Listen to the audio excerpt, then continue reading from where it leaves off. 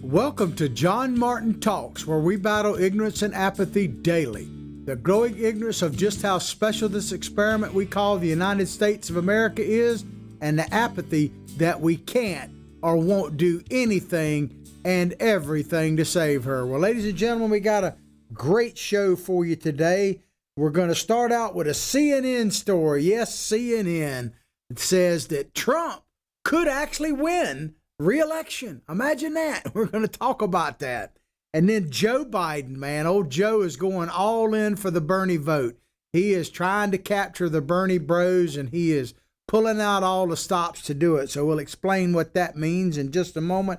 And then old Kamala, couch cushion Kamala, she has pushed forth a bill in the Senate, a resolution condemning anyone calling the Wuhan virus or anything else that isn't, COVID-19 or Corona, that you could actually be arrested if you call it for anything like that. And it is certainly racist to say Wuhan virus. So we'll get into that too. But we start with CNN.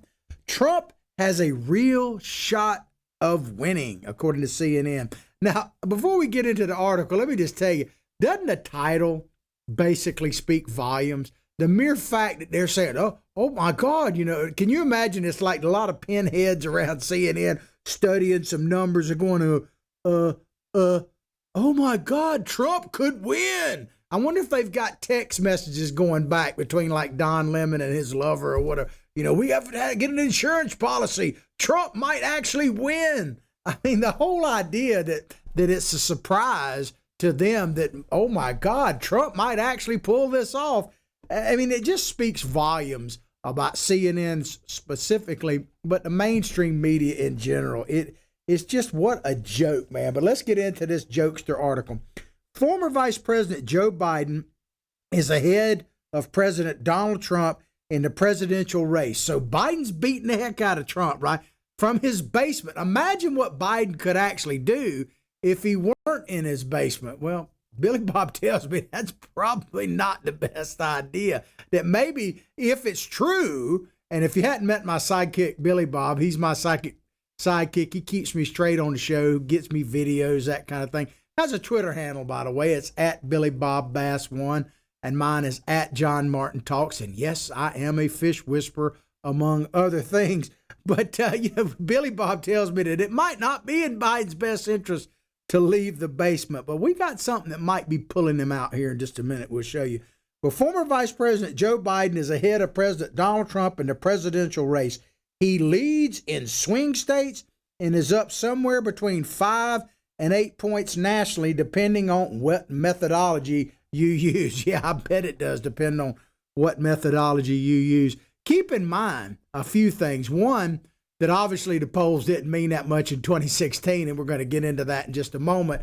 But even if you take, with whatever grain of salt you want to take this with, that Biden is actually leading, he's not leading anywhere near the numbers that Hillary Clinton was leading in the exact same type of polling, in the exact same place, in the exact same point of the election. And guess what happened? A funny thing happened to Miss Hillary Clinton. At least I think it was. But here's a couple of examples about how polling is a bit off. At least it was in 2016. Conducted after the final presidential debate, October 26, 2016. That's when this poll was done. The poll finds the Democratic nominee, talking about Hillary Clinton, leads Trump among likely voters 51 to 37%, a significant lead over the Republican candidate. So basically a month away from the election, after the last debate, Hillary Clinton was leading Donald Trump by 14 points. I mean, that is huge, right? We know what happened there. On top of that, the ABC News put out a study they did about the Electoral College, of course, before the votes were actually cast. And this is what they came up with on November 4th, just 4 days before Donald Trump's historic election. This is what the ABC News had concluded. ABC News puts Clinton at 274 electoral college votes. I think, what do you need, like 273? So it was in the bag for. And Trump at 188. Man, there's no way he could make it. This was on November 4th, 4 days before the November 8th election. Basically, ABC said that, that all their research showed that Mr. Trump better be looking for another house because he wasn't getting in the White House. We see how that went. Back to this article, Biden may be favored, but this race is far from over. And I agree, it is far from over. But let me tell you, if it's about Biden, if this campaign is about Joe Biden, it's already over. Because no one is going to vote for Joe Biden because of Joe Biden. They're going to vote for him because they're either just going to vote lockstep Democrat no matter what. They hate Donald Trump. I mean, there may be 5% of the people that vote that are actually like gung-ho. I haven't met any of them, by the way. If you're a gung-ho Biden supporter, in other words, you've been on board with Joe, you've been passionate about Joe, you've been knocking on doors, you got the Biden bumper sticker, which I've never seen, a Biden sign. I haven't seen one of them either. If you've got any of that stuff, man, please let me know, because I just can't find them. I can find a lot of people who are passionately opposed to Donald Trump, but I have yet to find a passionate Biden supporter. So if you're out there, chime in on whatever Facebook network you're listening to right now and let me know, because I'd greatly appreciate hearing from you, because you truly are an endangered species and a rare individual. If the 2020 race moved 3 to 4 points in Trump's, this is CNN now, their calculation. If the 2020 race moved 3 to 4 points in Trump's direction, so Trump actually cut into Biden's lead, he might not win the popular vote, but he would have a pretty good shot of winning the Electoral College. Now, wow. How much did they pay that rocket science for that information? I mean, people actually get paid to do this. It's just incredible to me. But I guess they're saying that CNN is here. The next line is, I enjoy this. It says, of course, just because something is possible doesn't mean it's likely. So CNN is essentially saying that President Trump has a puncher's chance, basically, to win, but it's not likely. So they're saying the president's reelection isn't likely. Some of you may disagree with that out there. Let me know. Even if we saw a swing in the 2020 race, there's no guarantee it would go in Trump's favor. So if they swing away from Biden, they may not go to Trump. Who are they going to go to? What is that guy from Michigan? I can't even think of his name right now, who's supposed to be running for a third party. I don't know that there are really any declared third party. There's always a dozen people that run for president, by the way. I mean, that, on the ballot, they're a dime a dozen. But so they're saying that if they don't vote for Biden, doesn't mean they're going to, and they vote, that they're going to vote for Trump. I mean, really? It says, even if we saw a swing in the 2020 race, there's no guarantee it would go in Trump's favor. In the 13 races since 1940, and don't worry, I'm not going to bore you with that. If you want to read the article, there's about 3 or 4 paragraphs where they compare all this and that.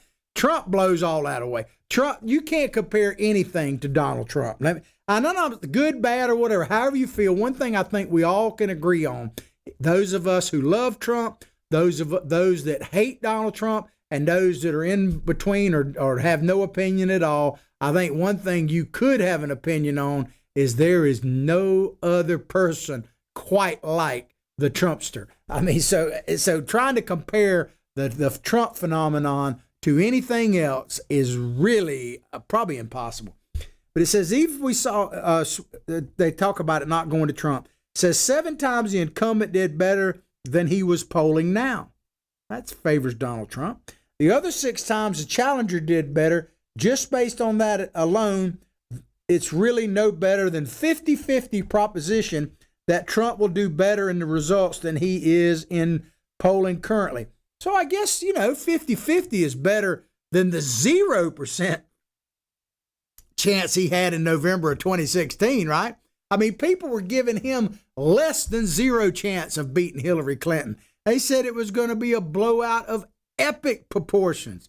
And I mean, you remember election night? I could play that montage. We maybe will play it another. We've played it before I was actually with a group of about 200 or 300 people watching the returns, and it was incredible, man. That the CNN people and all. I remember CNN specifically. They did not want to call Georgia. I mean, Trump was ahead by like 8 percentage points with like 97% of the precincts in.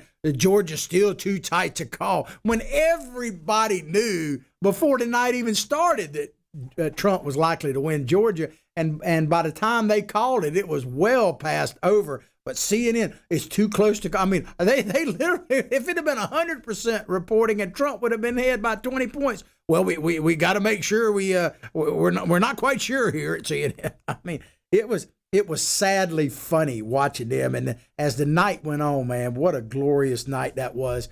And it ended with the people crying, when Hillary refused to come out and talk to her own supporters. I mean, what a chicken, whatever she was, man. But 50-50 chance is better than the 0% chance Trump had in 2016. And I'm getting back to Hillary addressing the people. If Joe Biden actually is the nominee, and if he actually goes through it and he loses, which I know a lot of you are hoping will happen, I wonder if he's going to address his supporters from the basement. Is he still going to be in the basement? I predict Joe would have more cojones than Hillary and actually address her. Those of you who may still like Hillary Clinton out there, and I know they're few and far between, one thing, as someone who has been involved in politics literally my whole life, I was kind of born into it, I could never forgive her for not going before her supporters who love them, hate them, whatever. They worked hard for her. Right? There's no doubt that those people that were in that Crystal Palace or whatever they call it in New York worked hard for her and had great hopes and dreams and aspirations. I'm glad they were dashed, so don't misunderstand me. But as someone who's been on losing and winning ends of campaigns, I can't even imagine someone I worked for, let alone myself when I was campaigning, not to have the courage to come out in front of your supporters and tell them, thank you at least. To me, that automatically disqualifies Hillary from ever holding public office again, in my opinion. The bottom line is, according to this CNN article, it says the bottom line is 6 months is a lifetime in politics. Amen. It is. A day sometimes can be. But you'd rather be in Biden's position than Trump's. So you'd rather be in your basement trying to talk over geese while your internet is fading in and out. You can't even tell where you are. You'd rather be in that house, in Delaware, than in the White House. Just that line itself is just crazy. I know they're talking about the poll numbers, but I think that Donald Trump is in a little bit better position than Joe Biden. That's me. But maybe what we need to do, because I don't want to take anything for granted. I've been telling you that.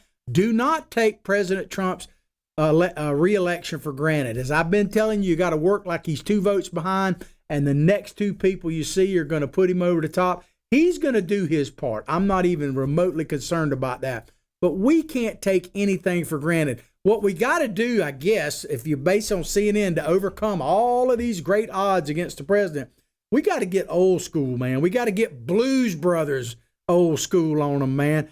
We got to get on a mission from God, man. That's what we need. We need to get Blues Brothers. So, I don't know which Blues Brothers you think I should play, but I'm willing to play one of them. You can play the other, and we'll get out there on a mission from God. Man, I'd love to drive a car through a mall like that. They're vacant right now anyway, right? But Kayleigh McEnany, McEnany, I think I botched her name, but she is the new press secretary. I've actually had the privilege of meeting her. She's a fellow Floridian. She is everything you could want for a press secretary. Well, she was chastised recently because she was interviewed by, I believe it was the Christian Broadcast Network, and she talked about one of the reasons, or a couple of reasons, why President Trump was actually so successful in 2016 and the right man at the right time, which I believe absolutely. But I want to play this video, and she's speaking from her heart But believe it or not, she was just savaged on Twitter and other places for saying this. Check it out. And here's Donald Trump as president of the United States, and just proving God has a sense of humor, that Donald Trump is president. Who would have thunk it? But here he is. How do you see God kind of in all of that? This idea of providence and this idea that a lot of folks, I asked Sarah in that seat a few years back, that, is Donald Trump put there by God for such a time as this, if you will? What's kind of your feeling on that? Yeah, I think, look, prayer made a difference in this election, and that's not to say, I think God not to say that he puts a certain political party in a certain place right. and a time, but I do believe certain people are meant to be in positions at a certain moment, and I do believe that President Trump is the person meant for this moment, and I think prayer made a lot of difference in the election. I'll never forget Laura Trump. I asked her, I was interviewing people for my book, and I said, what made the difference in the election? Without missing a beat, she said prayer. Right? And I think that's right. I think, that this country needed someone to fight for life, to fight for religious liberty. And I believe that President Trump was that person, and he's done that with the judges he's put in place, with the Mexico City policy ensuring federal dollars don't go to abortions, and mentioning religious liberty, and his UN speech was key. There's just so much that he's done to fight for the Christian community, so I certainly believe that he's here at this moment for a time, as we all are. I mean, what's controversial about that? You don't have to believe, there's freedom of religion and from religion. You don't have to believe in God if that's your choice. You don't have to believe in any particular faith. That is your choice as an American. You don't necessarily get that choice in some other places. But for her to express her belief that she believed that prayer is one of the reasons, and that she quoted Laura Trump as saying that, and I have no doubt that's true, that prayer is one of the reasons why Donald Trump is president. She's being criticized for that. I just don't get it. I know a lot of you snowflakes out there don't get Trump supporters, but I don't get people chastising people for having faith. You don't have to have the faith they have, but don't criticize people for simply praying for something to happen. Are you criticizing Nancy Pelosi? She says she prays for the president. Maybe the reason why Donald Trump won is because Nancy Pelosi was praying that he would win. I believe she might be praying. I'm just not sure about the substance of that prayer. But the bottom line, ladies and gentlemen, is we need to work for Donald Trump. If you're for Donald Trump, you need to work for him just as if CNN were right, that he's got an outside puncher's chance to win, and you got to kind of be the puncher that puts him over the top. I honestly believe that we got to campaign for Donald Trump like he's 2 votes behind all the time. We can't take anything for granted. Remember, the Democrats start out, including Joe Biden, and we're going to talk more about him in just a second specifically, but they start out with a heck of an advantage because they automatically win California, Illinois, New York, and Massachusetts, no matter what. I mean, could miracles happen? Sure. Am I hoping that you guys out in California finally get your just due and the sun rises and it turns red again out there like they did for Ronald Reagan? Yeah, but I would not hold my breath on it, right? You can't do that. So the Republican, whoever it is, in this case, Donald Trump, the best candidate we could possibly have for re-election, has to still thread somewhat of a needle. Believe me, the president knows this, and you can tell by the way he's working at it. All right, we're going to move on to a Joe Biden story, and this is from USA Today, and it is pretty funny. Biden is trying desperately to get the Bernie bros behind him because there's polling that shows that a full quarter of the Bernie supporters aren't going to vote for Joe. They either won't vote or they'll vote for a third-party candidate. I'm still not who. And some of them even say they're going to vote for Trump. And we'll get into specifics about that. But according to USA Today, how Joe Biden is working to win over progressive voters. For Ian Tofu, the political revolution is far from over. This guy's somebody who worked hard for Bernie. Well, let me just tell you right off the bat, Ian, Bernie is no revolutionary. You might be. Some of you supporters of Bernie might be revolutionaries.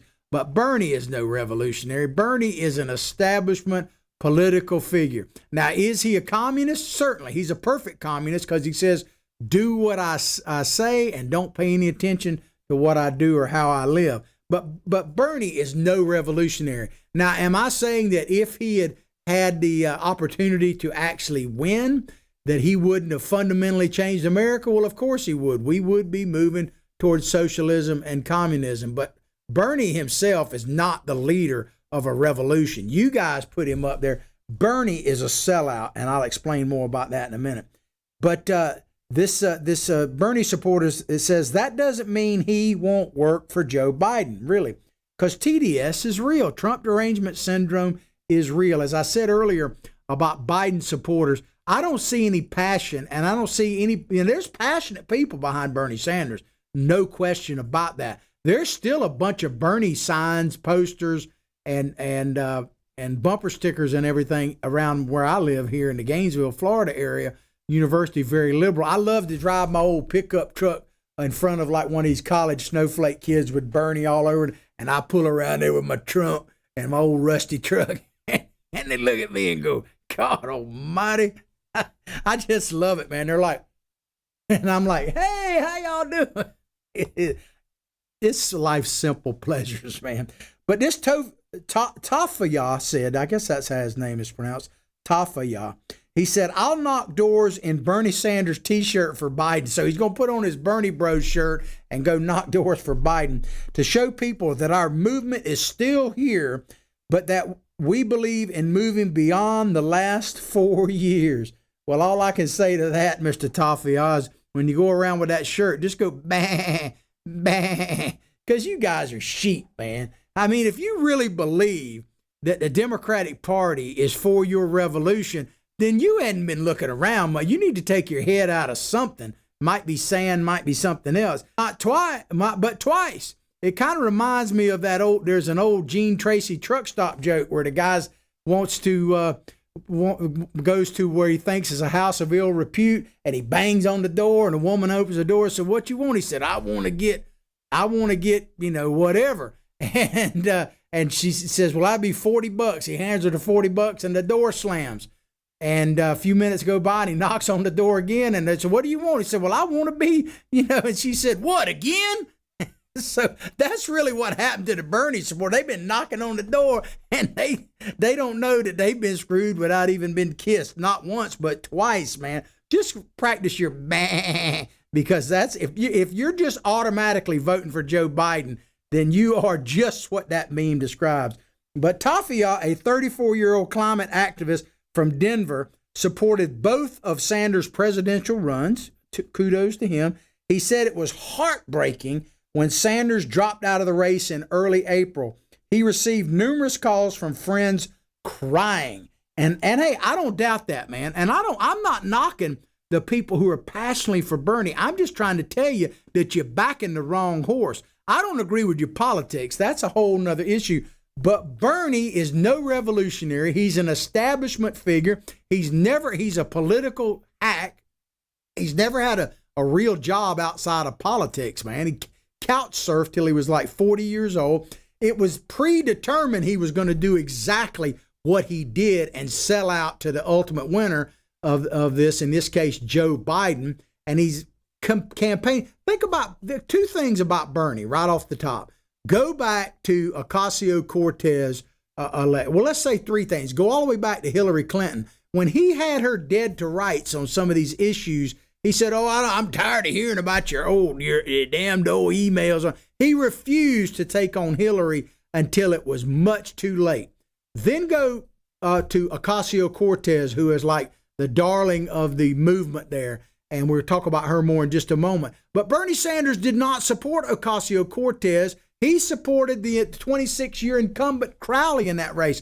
He didn't get on board the Ocasio train until after she won, and he was trying to ride her coattails in places like Florida. That's the truth. And then go to this campaign when he had the chance to take on Biden one-on-one, the last shot he had in that CNN debate, man, he didn't do squat. I mean, Biden, he's played softball questions. He talked a little bit about his policy, but in order to have any shot to win, he needed to knock the heck out of Biden, and he basically threw feathers at him. So those of you who are thinking that Bernie is some revolutionary, man, I hate to tell you, but you've been sold out. And here's the thing. You aren't even revolutionaries either if you're willing to vote for Biden. Think about this. The Democratic Party is not your friend. Am I saying you should all become Republicans? No. But if you want a true revolution, get on the Trump train, because it really is a revolution. You may or may not agree with all aspects of it, but it is definitely a revolution. There's no question about that. But if you want one more piece of example of how far out of the Democratic Party and how unwelcome you guys are, think about this. There's a lot of speculation that Biden might not make it all the way to the nomination, that somebody might replace him like Governor Cuomo, and, all kind of different names pop up. His vice president, whoever he picks, she might actually become the president. There's one name that never, ever gets mentioned as a replacement for Biden, and that is your boy, Mr. Bernie Bernard Sanders.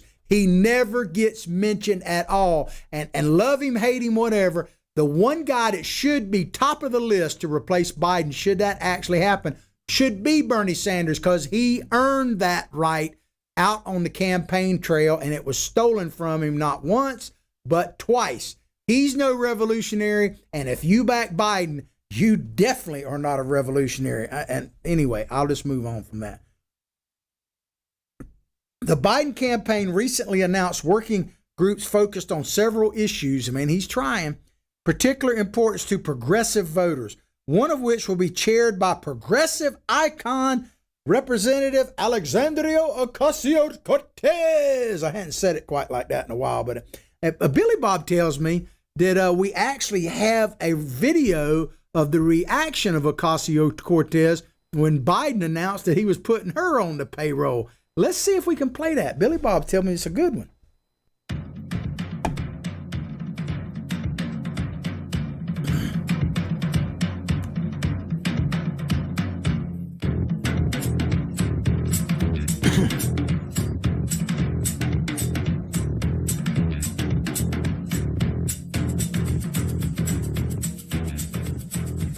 Man, I tell you what, if that might get old Joe out of that basement, man, that gives Joe something to think about, certainly something to sniff about right there. That might fire up old Uncle Joe. Apparently it got Bernie off the hospital bed when he had his heart attack. Ocasio-Cortez has power.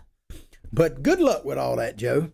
Biden will have to balance courting progressive voters with maintaining his appeal to moderate voters in swing states, many of whom abandoned Hillary Clinton in 2016, but might not want to vote for Donald Trump again. Why not? If you were willing to abandon her, I mean, do you really think that Biden is better than Hillary? I mean, maybe. The former vice president built much of his primary camp. I love this statement here. It's such BS. Listen to this statement. The former vice president built much of his primary campaign around appealing to a broad swath of voters. Man, what a joke. Do they not realize that? How dumb do they really think we are? I guess pretty dumb. Joe Biden didn't even have a primary campaign, man. He didn't have a broad swath of anything except gaffes. I mean, think about this. Joe Biden coming into South Carolina had never won in 3 times running for president, had never placed better than about 3rd in a primary. He was a lousy candidate, man. Terrible. And he was even doing even worse in 2020 than he'd ever done before. Remember, he went into South Carolina literally drowning, and he floated up and everybody grabbed a hold of him. And they talk about he ran a primary, Super Tuesday. How much money did Joe Biden spend on Super Tuesday? Nothing.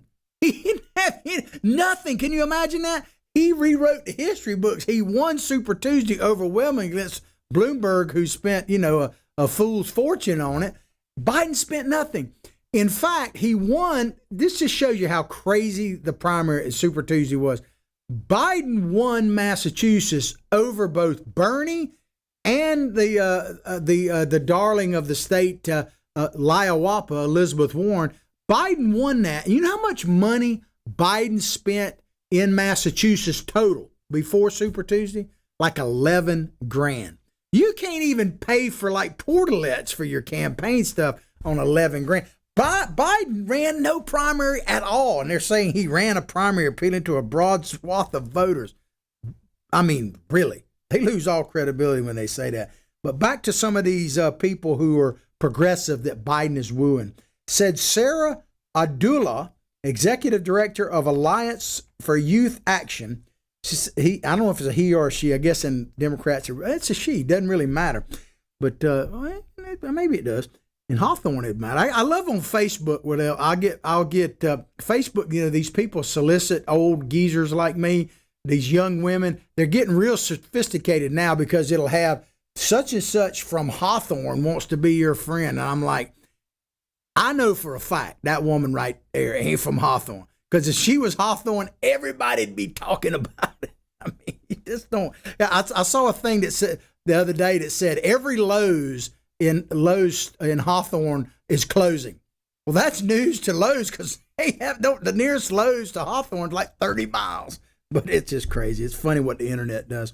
But this Miss Abdullah said, we think it's important that if Vice President Biden wants to win the youth vote, he has to move on issues so that when young people are looking at candidates and looking at the differences between the candidates, excuse me, on the issue, that they can get more excited. I mean, the young people don't have this much attention span. Trust me on this too long a paragraph. You get more excited that they see candidates that are actually championing what they care for. Let me just tell you out there, you got no issue with Biden. He's going to do whatever you want him to do. Just tell him what you want, and he'll say he's for it. Just tell him how much money, and he'll get behind it, man. Biden literally has no clue, man. I don't know if you saw this meme. It's probably unfair, but Biden at the Zoom meme, I thought was pretty funny, man. But Biden will do whatever you ask him to do. You don't have to convince him of anything. Just tell him what you want. I'm sure he'll do it. And if not, his enforcer, Stacey Abrams. You see that picture of Stacey Abrams, man? I don't want to fat shame nobody, but see that picture of her like Superwoman or something, man? Oh my God. Did you see the joke that's been going around where she asked, how do I get to I-85? And they say, diet and exercise. That'll do it. In the days after Sanders left the race, the Sunrise Movement, which focuses on climate change, along with 6 other progressive groups. See, if you're worried about global warming, why would you want the sun to rise? Isn't that the main thing of global? Anyway, but listen to this right here. So, movement which focuses on climate change, focus issues like gun control, immigration, and foreign policy, urged Biden in an open letter to adopt a litany of progressive stances on key issues. It doesn't matter what you ask him, he'll do it. But this is what they asked for specifically. Listen to this list. They asked Biden to commit to 10, with a T, $trillion Green New Deal. $10 trillion for a Green New Deal stimulus package, legislation, legalization of marijuana. Hey, go ahead, man. Jump on it. Implementing a wealth tax. Why don't we just eat the wealthy? Be done with it, man. And plan to reduce, and this is the one I get. I mean, this is crazy, man.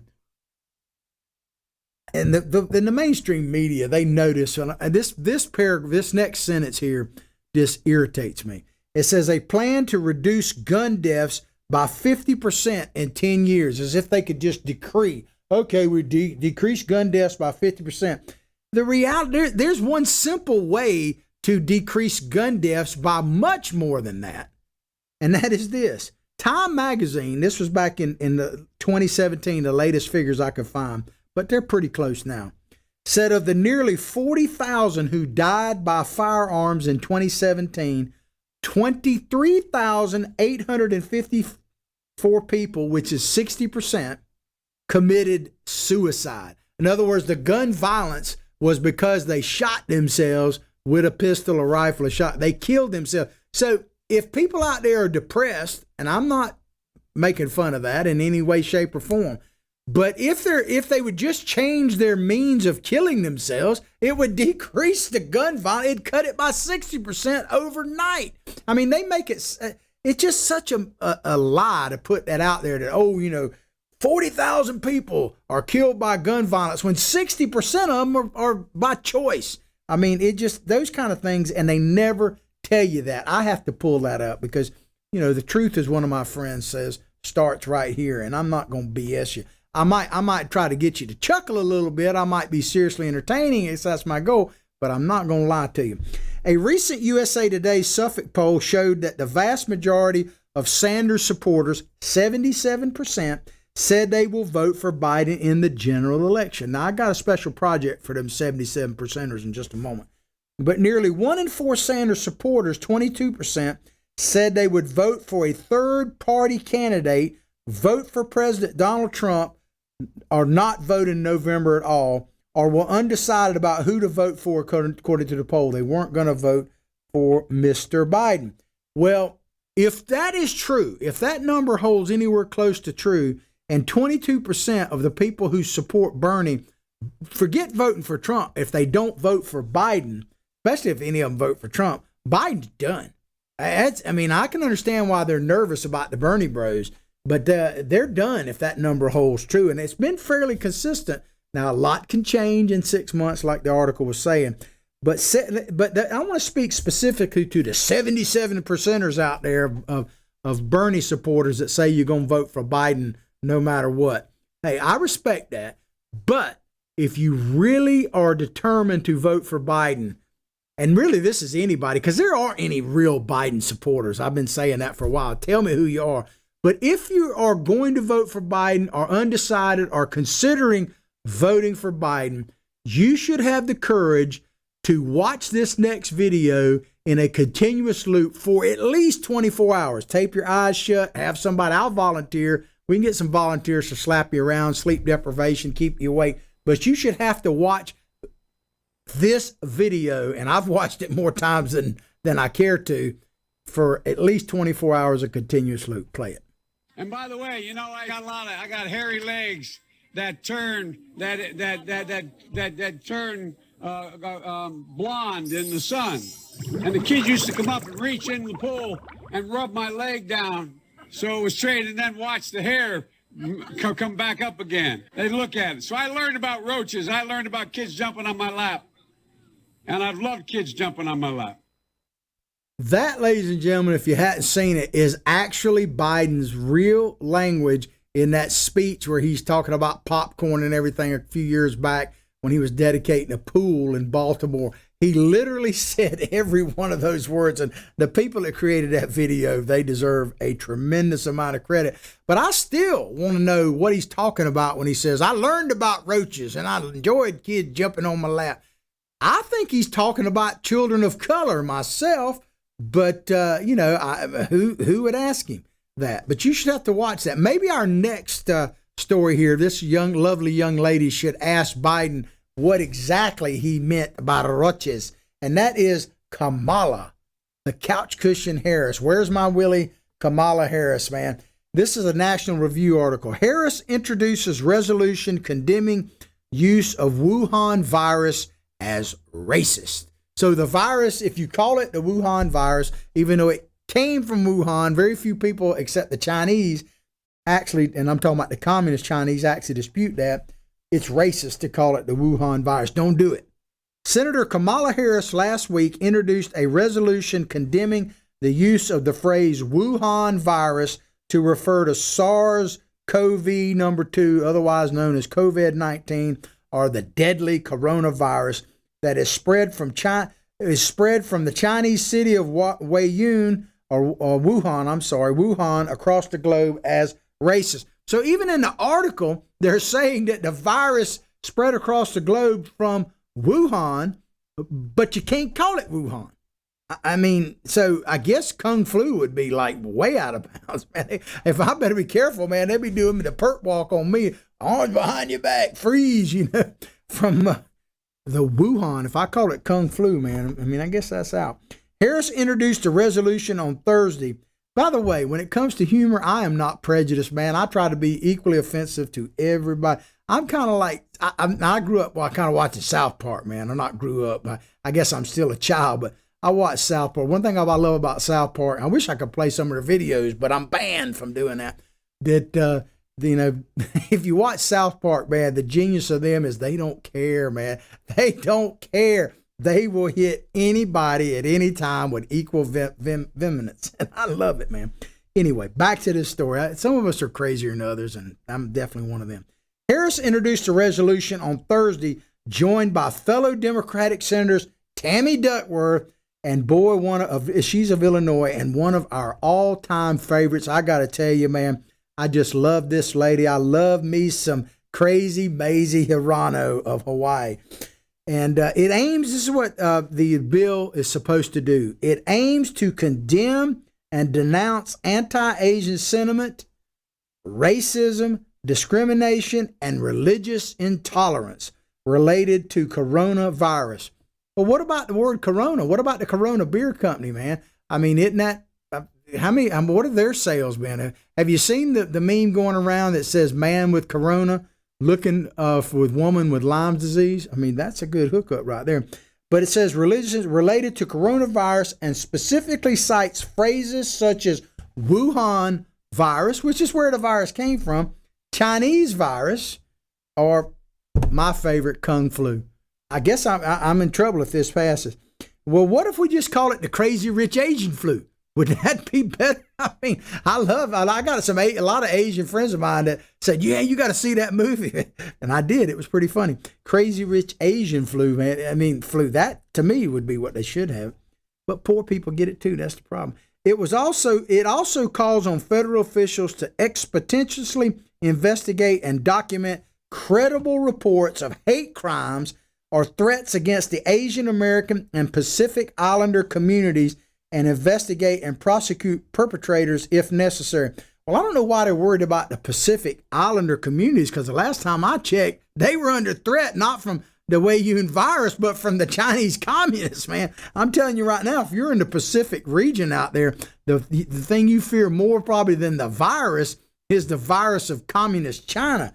But it just gets me how the people, in this case, Crazy Mazie and old Duckworth and Kamala, couch cushion Kamala, they want to do away with ICE, but they want to implement the WFP, the Wu Flu Police, man. That's what I've called. So they want to do away with ICE, the customs agency, and they want to do the WFP. That's if they get elected. I guarantee you that if you ask Biden, he would. That's one thing you could ask Biden right now. Are you for the WFP, the Wu Flu Police? And he'd be, yeah, sure, man. If they're for it, I'm for it. But maybe I'm wrong. And I don't mean to be, I'm not trying to be prejudiced or racist or any kind of ist, except maybe funniest. I don't know.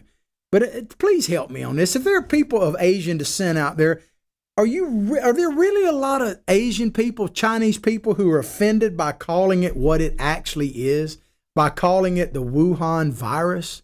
I mean, are they really offended by that?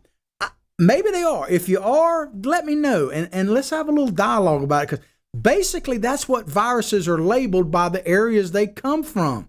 It just that, like the MERS is the Middle Eastern respiratory illness and whatever. And what about Ebola? Remember, it was the big outbreak of that and a threat to our nation under Obama. And he called it the Ebola virus. I don't remember him calling it anything else. It's named after the Ebola River, which is in, guess where? Africa.